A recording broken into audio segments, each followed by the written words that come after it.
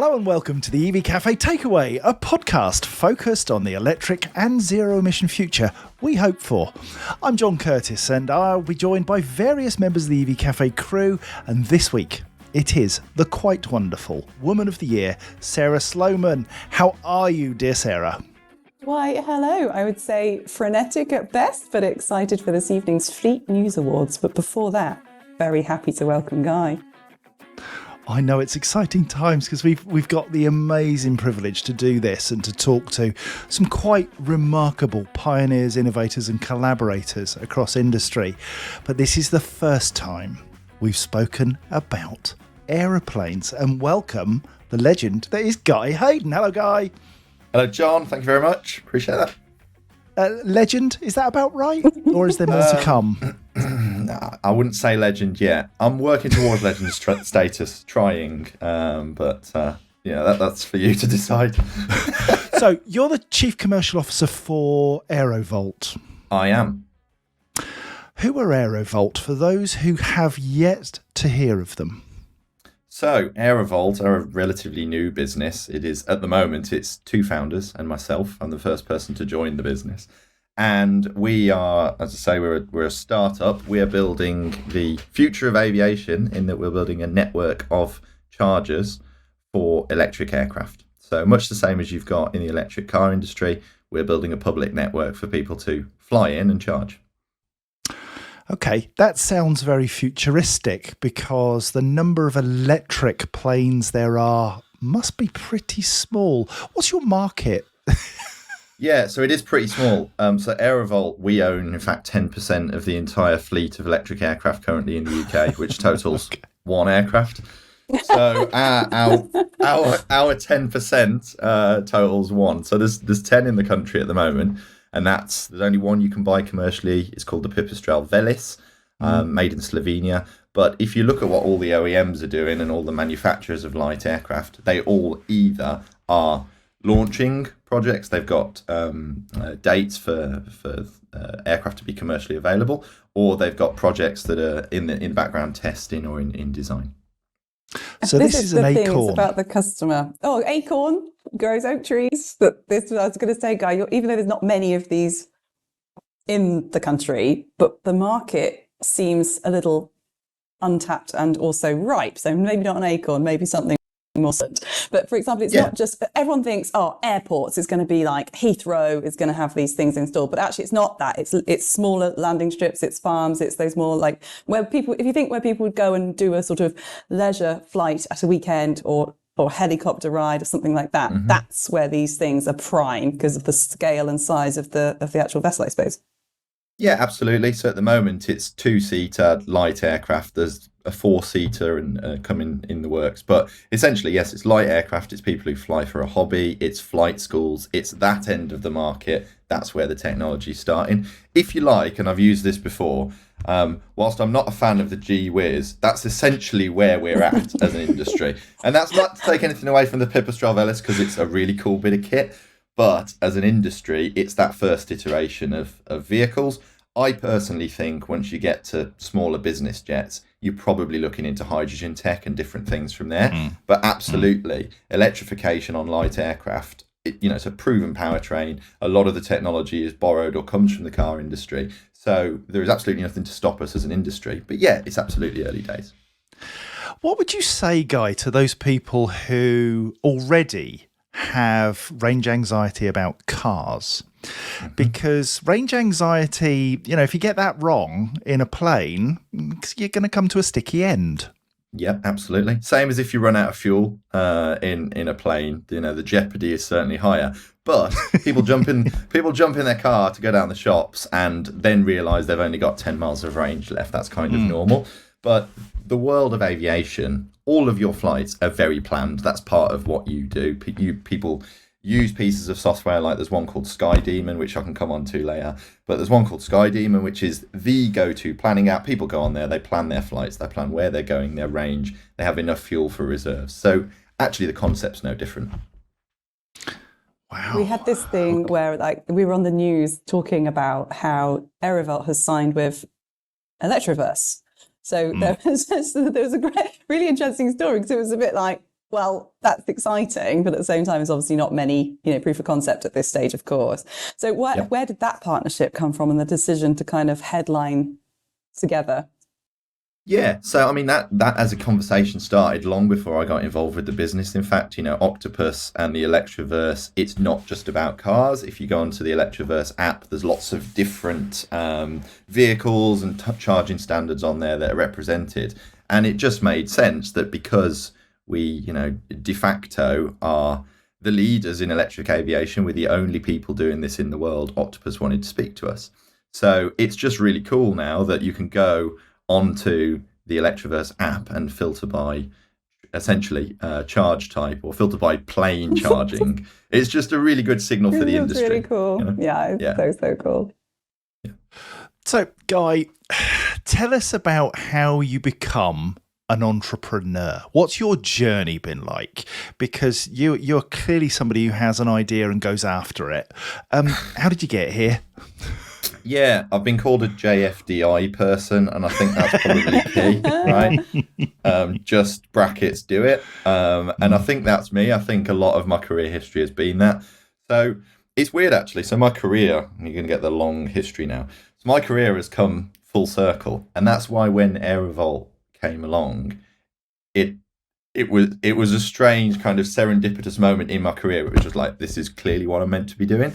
So my first job out of college was, other than being in a band, but that's something different. So whilst I was in the band and my first job out of college, what I always wanted to do was fly. So I didn't come from any money. It's very, very expensive to learn to fly commercially, in excess of 100K. And that was kind of, not an option at the time. There wasn't any funded scheme. So I joined the Navy. I did Royal Navy officer selection.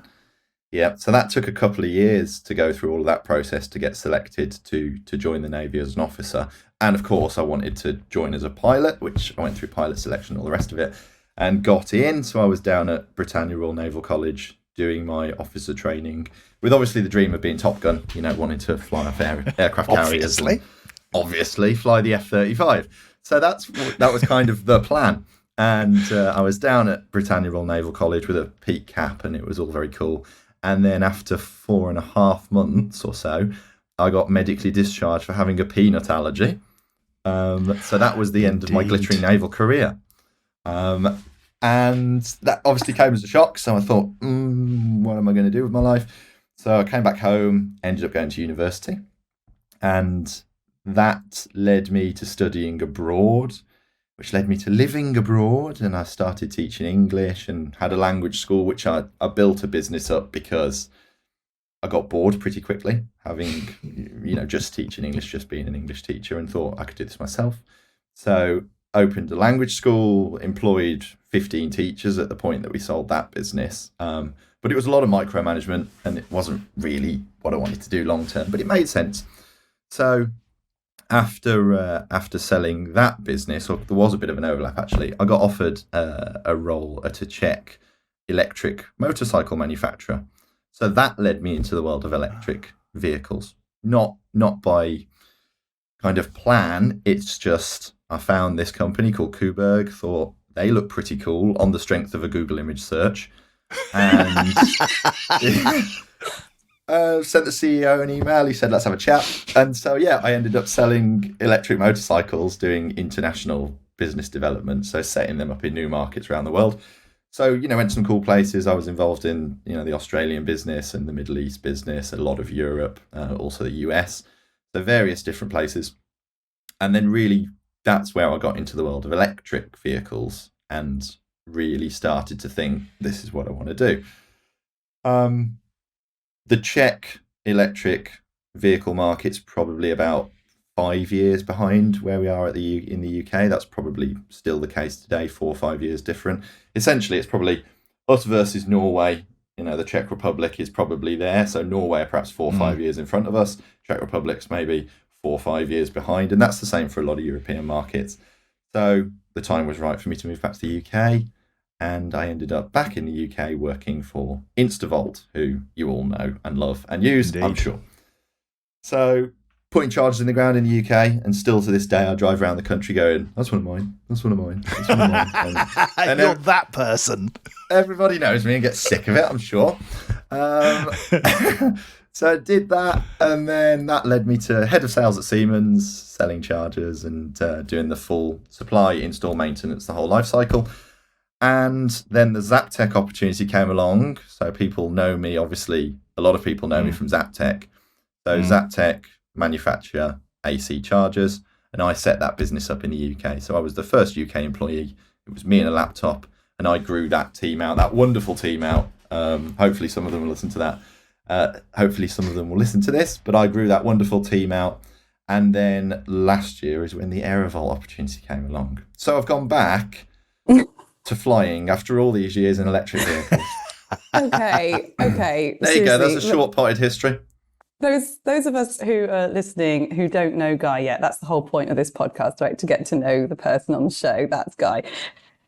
People would be thinking, oh, come on, this guy's got to be in his 50s with a career that long. But actually, that's completely not the case. The thing I just can't get over, and I've known you a number of years, very proud of that fact. But how did you get to that stage? That's mutual. Thank you. How did you get to that stage and not know that you had a peanut allergy? You've never been in a pub and eaten a peanut. You've never been around at Christmas and Gran puts all the nuts in the bowl. Honestly, what? How? How did that? Why? I did know, and I declared it before I went in. Obviously, you have to fill in quite a lot of forms, as you can imagine. So I can only think it didn't get picked up or whatever until that point. And it got found out, essentially, because when you're in the Navy, they give you injections for everything under the sun. So I went to HMS Raleigh one day for a load of injections, which I got. So that was good. I got a little freebie. So I got all the injections and had to fill in a form, standard form, and it said allergies, and I put peanuts. And then, of course, as part of that, you have to go and see the doc. So I went to the doctor, and he says here, you got a peanut allergy? And I said, yes, sir. And he said, you do realise that means you can't serve? And my reaction was, what? Heartbreaking. Absolutely heartbreaking. Yeah. I know you're smiling. If anyone's watching this, Guy is smiling. But I would have said that would be devastating. If they're watching it, they can see for themselves he's smiling. If you're listening... It was at the time. But it's one of those things sometimes in life things happen and they seem terrible, but actually where I've got to now and what I do, I really do love, and I wouldn't trade it. Even if I could choose to be a fighter pilot flying jets, I actually wouldn't change it for what I'm doing now. So, but you find, I mean, you're somebody who's a serial entrepreneur, and it sounds like you stood in golden something at birth, and you've just had this charmed life right the way through, other than a peanut allergy. And the reality is that we all learn much more from failure and the things that don't go well than we do from the things that do go well. The peanut allergy must have set you back, and there must be other things, Guy, in your life that haven't quite gone according to plan. Can you give us an example of something that really bit you? And how you clawed your way back, because you just seem like a rubber ball. Suppose it depends how deep we want to get. Let's go deep. Come on, dig. Well, in terms of charmed life, like certainly personal and family stuff, it's not been, and I've come from a background of it being kind of quite a difficult upbringing. So, born back in 89, 8 days later, my dad died of leukemia when I was 8 days old. Didn't see that coming. Yeah, so my natural dad died when I was really, really young. And that's something I grew up with, but I was adopted when I was 2. Still the same mom, but adopted by my dad, so I'd have same name as my brother and sister, and we were brought up together. And he was first diagnosed with a brain tumour when I was about 7 or 8. And so from that age, really, when I was old enough, I suppose, to understand any of that, we grew up with Dad always being ill. He had various operations. We thought he was going to go into remission. And then when I was 11, he got re-diagnosed. And essentially from then, it was a slow decline through my teenage years. And he died when I was 15, sorry. So when I was doing my GCSEs, we were caring for him on a 24-hour basis. And I was sleeping on a camp bed in the lounge. We had a hospital bed for him. And so the background I've been brought up in has kind of been one of very loving family. You know, lots of people don't get that, and I know I've been very lucky to have it. But certainly there has been challenges. And I think that's where a lot of my kind of JFDI thing comes from. It's a matter of, you know, get your head down and do it. And yeah, if I look back on that, it certainly hasn't been a charmed life, but I think that it certainly says where a lot of my personal drivers come from, I think. And that's the whole point of doing this podcast is, you know, we see success. Everybody wants to talk success. Everybody wants to say, look at what I'm doing right now.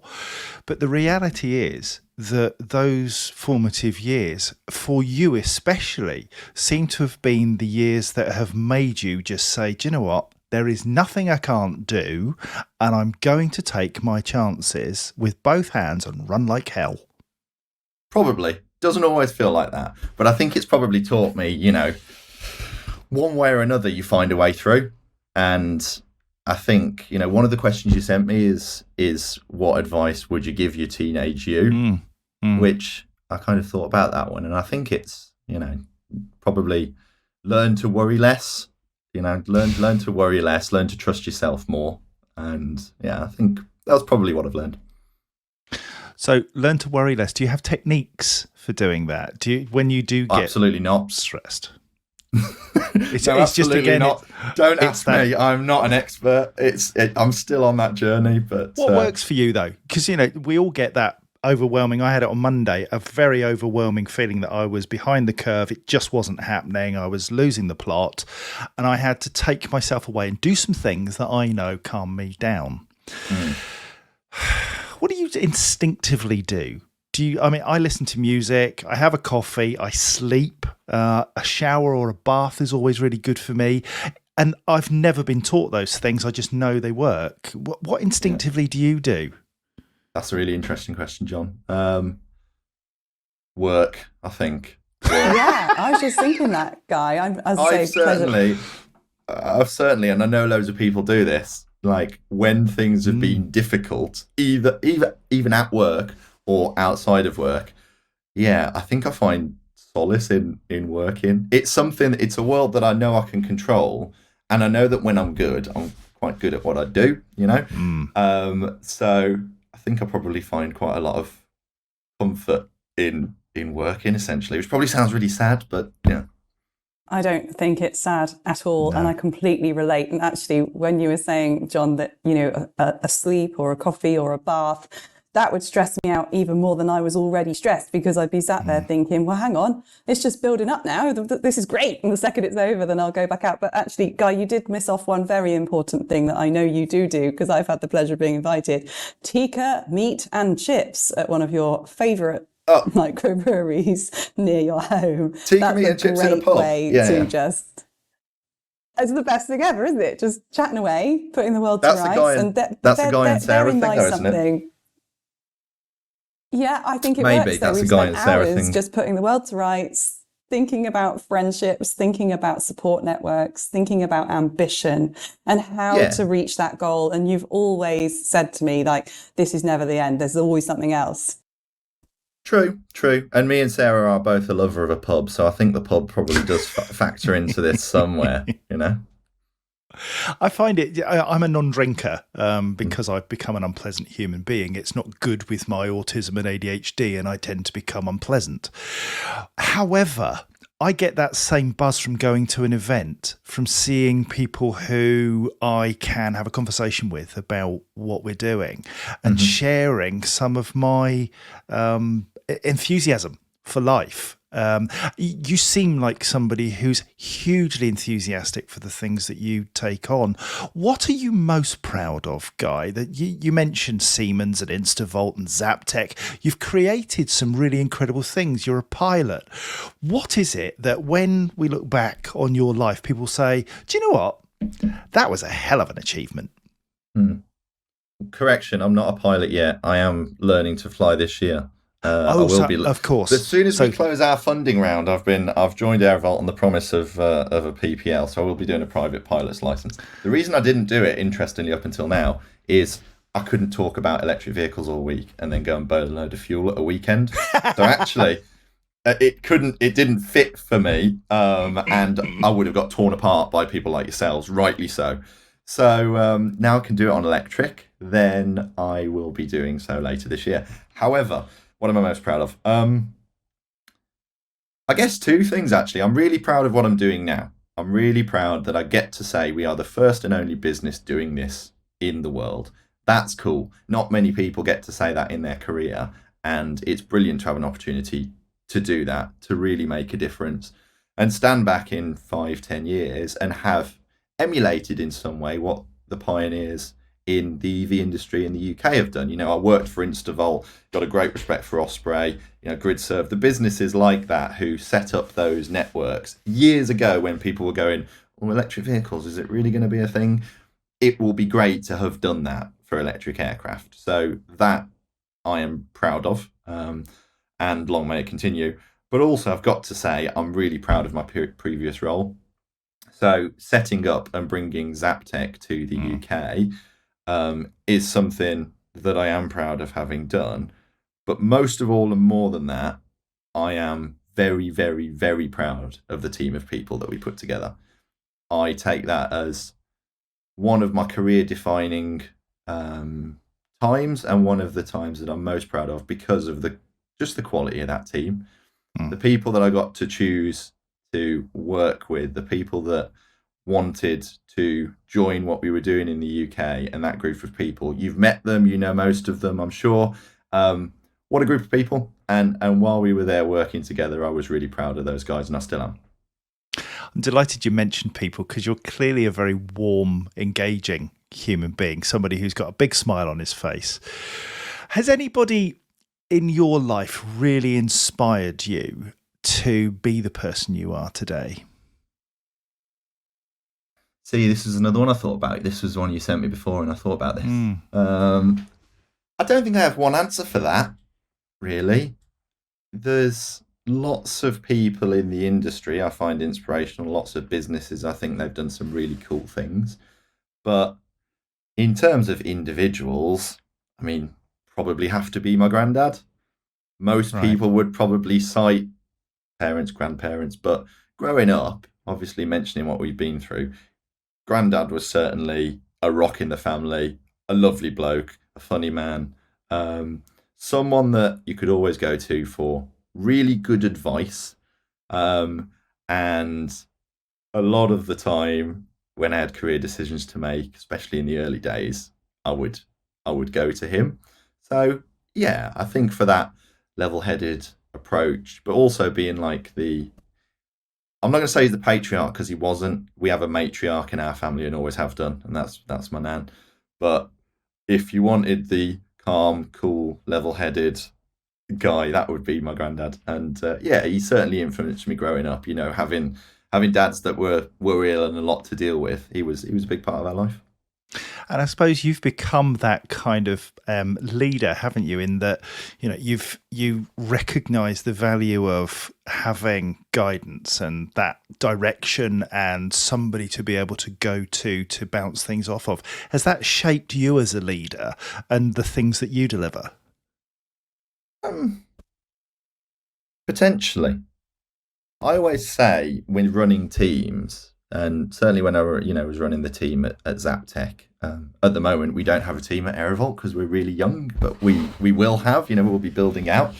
I always say your number one job is to look after your people. If you look after your people, they look after you.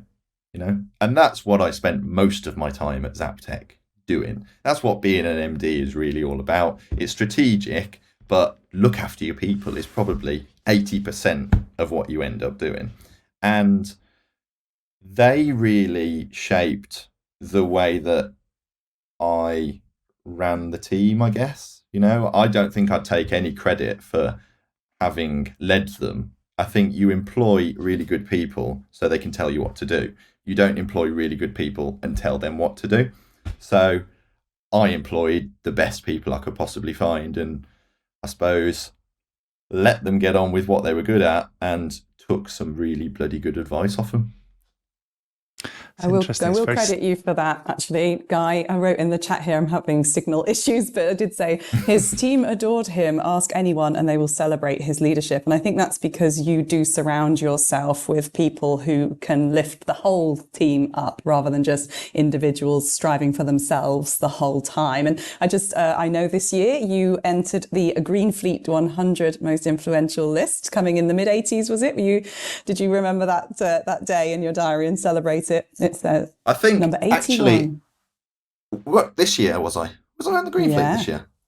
Oh, well, that's not the way to win hearts and minds, is it? Because I was about to It's ask not. if you were going to take part in the Green Fleet rally. In all fairness, I looked through and didn't see my name this year. I know I've been on it for the last 3. That's very good news if I am, to be honest. Am I actually on the list, Sarah, 2024? Well, I'm holding my phone up. It says 2024, Guy, number 81. I'll send you a screenshot. Oh no, you're going to have to cut that bit. That's actually made my day.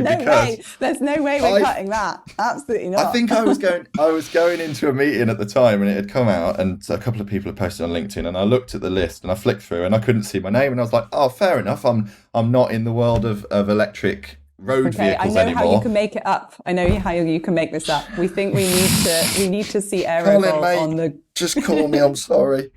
We need to see AeroVolt on the rally this year. That's how you can make things better for everyone. Colin Boyton? Yeah. Guy Haydon. Yeah. What an absolute fool. Didn't even know he was in the GF100. I didn't know I was on the GF100. I'm sorry. I thought I'd been dropped out this year. Well, in that case, I can say what I said last year, which is now for the last 4 years, I think it is. I've been consistently mid to lower mid table. So I'm kind of like a mid to lower Premier team, maybe like the Everton of EV, something like that. So Accrington Stanley. Yeah, I'm consistent. Yeah. I did offer Colin Boyton a ride in an electric aircraft as well, and I was firmly turned down. He doesn't fly, apparently. Not a good flyer. Oh, wow. The delicate little flower. Yeah.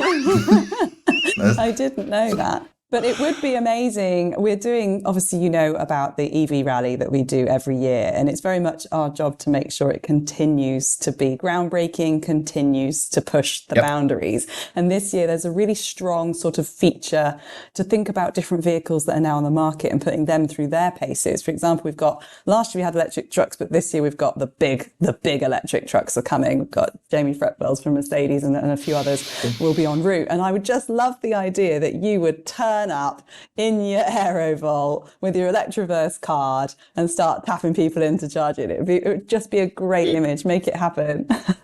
Yeah, absolutely. We would definitely love to be involved. Is it still a race? It's never been a race for insurance purposes. Oh, okay. Is it okay? All right. Yes, we would love to be involved, and I'm sure in an aircraft we do quite well for insurance purposes in what is not a race. Doesn't that show a really competitive side to you, Guy? It just came out. Wow. Is it a race? I'll do it if it's a race. I'll do anything. I was convinced it was, yeah. Wow. So you really are a beast, aren't you? You're a machine. I wouldn't say that. I suppose I am quite competitive. I can be quite You're competitive. Humble, but you want to win. Against myself. Yeah, absolutely.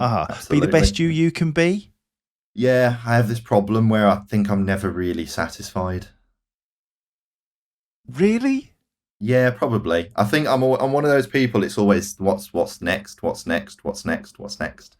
think that's how I'm built.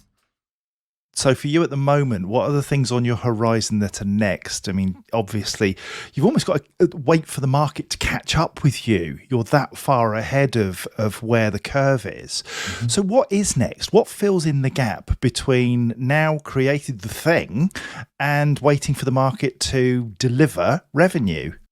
Yeah, much the same has happened in the electric car industry, to be honest. It's about putting chargers in the ground, encouraging the use of electric aircraft. We've certainly got plans to have more involvement with electric leasing companies and the businesses that are getting the aircraft out there. But of course, that's not our bag. For us, it's about sites. It's about chargers in the ground. It's about showing people that this is possible. Already, the flight schools particularly have been really receptive. Some of the cost savings on operations that you can get on electric versus traditional avgas are huge. And so the flight schools have been really quite supportive and quite keen to do this. So I think it's about the next thing is put chargers in the ground and then really encourage the uptake, get people into electric aircraft, get people trying them, get people flying in them. And then, the UK and next the world. I've yet to experience an electric plane. Does it have the same performance characteristics as a car versus the internal combustion engine in that it's much more torque, much quicker to accelerate? Does it have those differences that make it even more fun to fly? Do you know? The torque and the acceleration thing don't really come into it too much. Maybe the acceleration is quite short takeoff, for example. But it's a very light aircraft, so it's like 450 kilos in terms of. I weigh almost that much. Yeah. So it's really light, so it moves about a lot. It's really responsive to fly, and it's very quiet. So that's the big thing. If you're on an airfield, if you've ever been on an airfield next to a fairly small aircraft, they're really noisy. The electric aircraft is completely different. It's a completely different thing. If you've ever seen one of these large model electric aircraft or something, it sounds like one of those. And at about 100 meters in the air, you can't hear it. So it is a different feel. But in terms of the flying of it, actually, the principles and things are much the same. Yeah.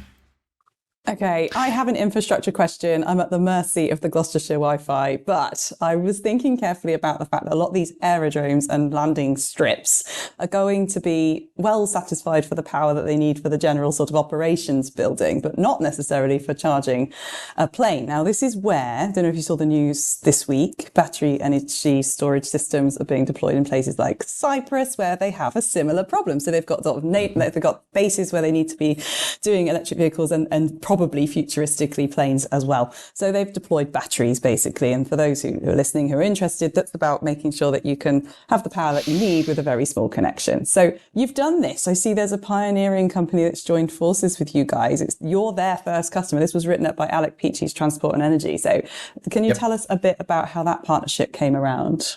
We have done this. Yeah, you're right. So in the car industry, it's definitely the case. There's sites where you can't get power. But in the car industry, you can go, well, we won't do this bit of the car park, we'll do the other side. Or we won't do this particular fast food site, we'll do the next one down the road. So you've got options. Whereas with an aerodrome, you do that aerodrome, but there's not another one next door, or there's not another one for, X number of miles. So it's much more critical that where you've got a site that's good for electrification, you do all that you can to somehow make the grid work. And we've done silly long, multiple 100-meter digs to put power into sites already, but we don't want to be doing those all the time. So there is a site down South Dunk as well, which is near Honiton next to it. They've got a great flight school there, good, busy general aviation place, good cafe, which is big in the general aviation world. Lots of sites get judged on cafes. So they've got all these things, all the right mix of stuff, but power is something they ain't got. And to get power there wasn't possible, would cost loads and take loads of time. So what we've done there is we work with a company called Ally, who build battery storage systems, so containerized essentially, about half a container size. And that is simply stacked car batteries. Inside of it, it's 4 ex-Tesla batteries stacked, and it holds 300 kilowatts of power. So we trickle charge that off a really small single phase supply, charge those batteries up, and then as and when an aircraft comes along, it dumps the power into the aircraft charger, so DC output into the aircraft charger. And we've also got 4 car chargers there running 22 kilowatts AC off the same battery. So it's an innovative way to provide the solution on a site. The whole commercials of the battery system are still something, frankly, that's being worked out. It's quite expensive, let's be fair. Yeah. But in terms of getting chargers in the ground and the wider piece of encouraging uptake, it will need to be part of what we do. I mean, aviation is expensive, right? And when that news story broke a couple of weeks ago with what you guys are up to and what you're doing, it's obviously capturing the imagination and it's proving a concept. And I likened it in my mind when people were saying, what's the point? It's a tiny, tiny piece of infrastructure that hasn't been proven on scale, not interested, come back later when you've proven it. And I was like, they are proving it. This reminds me of when you've got a sort of catwalk runway where those clothes are ridiculous. Nobody's really going to take exactly what they see and wear it down the shops, are you? But what you're doing is showing that battery energy storage systems work. Electric planes are viable and can work. There is a market out there that can utilize these systems that are already in existence. But you're right, it's those commercial, weighing up the commercials, which really will be the proof. I think you're the right man for this job. I really do, Guy. You'll have the vision to succeed. And I think that's what AeroVolt have absolutely nailed in making sure you're part of their team. Congrats. Yeah. It comes back to this, just do it, right? You can quite easily say, oh, we can't do that. Or you can find a way to do it and prove a concept and really encourage a new industry, which is so much of what we're doing. You find a way to make it work.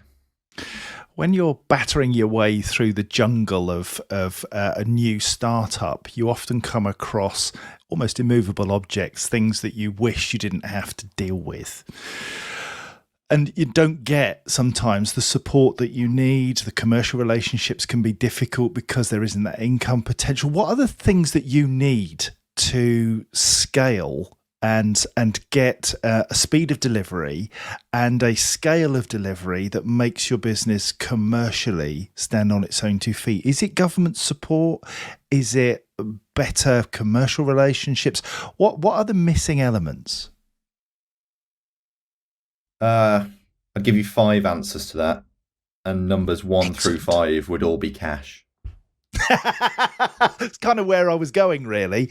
Yeah. So essentially it comes down to cash, right? We're fundraising at the moment. We know what we're doing. We know how to get charges in the ground. We know how to form commercial relationships. Look at the industry. On the whole, airfields are keen to do this, are keen to be on board and be part of the kind of the future. So that's all good. We're actually getting good support from the CAA, the Civil Aviation Authority. We've had multiple meetings with them. Their innovation team have been really supportive. There's discussion about things like an electric private pilot's license, same as you can have like an automatic license in a car. There's discussion about that being part of the future. There's discussion around how we can integrate with existing air traffic control systems and things. There's some really good support we're getting from the CAA, and they're kind of championing what we're doing. There's discussion around electric vertical takeoff. So we are in discussion about projects to be involved with the CAA on AeroVolt sites, because that is certainly part of what we want to do in the future. Whilst it's light aircraft now, eVTOL is absolutely part of our roadmap. And then actually governments thus far, although we've not had loads of dealings with them, the reception to what we're trying to do has been overwhelmingly positive. I've got a meeting with the Secretary of State next month to discuss making the UK a world leader in electric aviation. I'm sure part of that is, we are de facto, the UK now, one of the world leaders in electric aviation because we have the only network in the world. We are the only place in the world that you can go and test an electric aircraft on a network, full stop. And that's because of what we're doing. So, of course, politicians are quite keen to get on board with that and support where they can. And I'm sure bask in a bit of that glow, and we welcome them to do so. So actually, we're getting a lot of support across the board. All we need is to deploy capital, and we need capital to do that. So we're fundraising at the moment. There's a lot of ongoing discussions, which are really positive, frankly. But cash, it just comes down to cash, John. Well, you did make me laugh. And also, of course, you're meeting the Secretary of State. Of course you are, Guy, because that's exactly what you do. You don't just do a job. You're like, what else could I do with this? I've got a good idea. Well, I did thoroughly enjoy a post that you put out, I don't know, a couple of weeks ago or something, where you were ticking 2 things off your bucket list at the exact same time. Yeah. And John is a self-confessed ex-petrolhead, or still a petrolhead, but loves EV too. I don't know how you best describe that. But please tell John what you did with the runway. Yeah. Two things I did for the first time. So obviously I'm learning to fly this year, but I don't yet have a pilot's license. I did land an aircraft for the first time. So that was a boyhood dream ticked off that I've finally done that. And tazzed a Taycan down an empty runway. Oh, I've got a video. Gel. Yeah, it's Taycan GTS. Is it GTS? And we were at Dunk as well. We had the runway to ourselves. Porsche kindly lent us some Taycans for the event. And yeah, I mean, what are you going to do? Empty runway. Taycan's over there. It's a bit like a fighter jet, isn't it? When you put it into launch control, I remember when I did it, and I didn't do it on a runway, but I remember my lungs hitting my spine. And that was a hell of a feeling. You just think, this cannot be legal to go this fast. Amazing. It was very good. My only disappointment that it was in the wet. So I think I hit about 125, but I need to go back and do it in the dry. I can definitely go faster. You absolutely do. And there's a few airfields around where I grew up, including Kemble Aerodrome, where a lot of planes go to die. But there's been lots of Top Gear episodes that have made good use of it. So there also is a vertical takeoff sort of technology and development in Gloucestershire, which I'm sure you know all about, because they'll probably be a massive competitor now. But I do think it would be so exciting to see EV Cafe turn up in an AeroVolt vessel and just do a Top Gear style challenge with all of us. And John, I would pick you for the speed drive. I think it would have to be you. I think Are you challenging me to a drag race? Is that what's happening? I've got an idea. Sam, of course, could be collected from his castle in a Taycan, taken to the airfield, get into an electric car. I could set off in another electric car with you, Sarah, and Paul, and Johnny, and off we go. Let's see if we can beat Lord Farquaad. I would very much like to see if my Zero electric motorbike could be incorporated into this game, because there would be some amazing footage there with the plane, the bike, the leathers, the fast car, and Paul in a van behind us all, chugging along slowly. Let's do that. It'd be like that Top Gear episode where they raced, what was it, the Veyron against the Eurofighter. I think we should emulate that. Yeah. We should emulate that in electric. And I know plenty of people now that have got runways. JFDI, just flying, do it. There we go. Perfect. Exactly. Is that my new LinkedIn tagline? Could be. Yeah, you're not going to top that, but you have to pay us. Yeah. Guy, I've got one question, which is a practical question. You said that you're going through a fundraising cycle just now. How do people get involved, find out more information if they hear this and think, I want to get a piece of that? I suppose the most direct route is to find me. LinkedIn is I live on LinkedIn, as most of us do. So if you look for Guy Haydon on LinkedIn, you can find me. More than happy to receive messages about fundraising. I can put my details as well, along with the details for this podcast. Also, if you Google AeroVolt, AeroVolt, you'll find all information on there. Feel free to ping us a message. We're more than interested to talk to interested parties, whether that's fundraising, people who are maybe interested in joining the team at some point, whether it's aerodromes and flight schools, anyone who's just into EV. We really appreciate the support, so please get in touch. Guy, you're an outstanding human being with the drive to deliver, and I've got no doubt that AeroVolt is going to go from strength to strength. Any last thoughts, Sarah? Yeah, EV Cafe is going on tour in 24, popping up at all sorts of shows throughout the coming months. Which ones have you guys got your sights set on that we might cross paths? Oh, that I would say is TBC. Everything is dependent on funding. Shows are very expensive, as we know, but there's certainly been discussion around fully charged. They've never yet done flights at fully charged, so there could be an opportunity there at Farnborough, since it is an airport. There's also discussion about events in the US, because we've got some plans over there, and obviously launching in Europe probably later this year as well. So yeah, watch this space, I think, Sarah. However, if any of the EV Cafe team want to come and fly, I know a man who can work that out. Sarah's hand has never moved faster. There we go. So if the roadshow fancies, visiting an aerodrome cafe, then let's do that. Yeah, absolutely. Guy, You're an incredibly generous and kind human being, as well as a man who's going to deliver everything that you say you're going to deliver. I've got no doubt. It's been a real joy to spend some time with you. Thank you for taking time out from your busy day. And if there's anything we can do in terms of helping you do those things, please just give us a shout. John. That's what you can do. Give us a big old check for funding.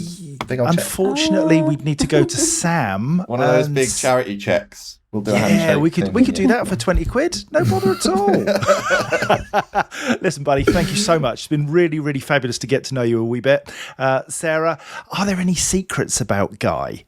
Yes, but that's why I've been more quiet this time, because I don't want to say a massive clanger. But yeah, if you are lucky enough to cross paths with Guy, please do take that opportunity to enjoy the smiles and laughter, but know that you're dealing with someone very serious, committed, and reliable.